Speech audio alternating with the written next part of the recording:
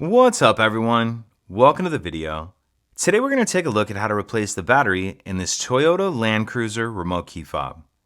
This key fob is going to work on the 2016 to 2018 Toyota Land Cruiser, and it's going to use replacement battery CR2032.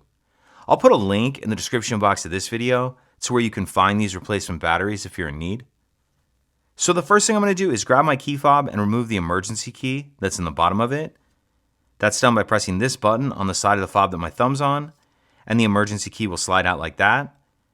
Now what I'm going to do is hold my key fob with the buttons facing down, then I'm going to take a look at the bottom of it. If you notice, there's this little slot right here that I'm touching with the end of the key, and this key has a little bit of a lip on it. So what I'm going to do is take my key, stick it straight in that notch like that, and as I'm keeping some pressure pushing in, I'm just going to twist this key like I'm opening a lock. And as I do that, you can see it splits the case apart. Go ahead and pull the back off, and then we see our battery right here. For this part, I'm going to use my key to get under the edge of the battery right here and pop it out of that little holder.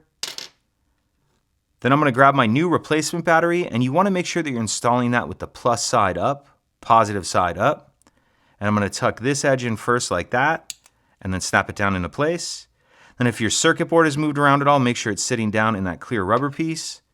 And then we can snap the two halves of the case back together, slide our emergency key back in, and that's it. If you could take a second to like and subscribe, it helps us out, and I'd appreciate it. Thank you.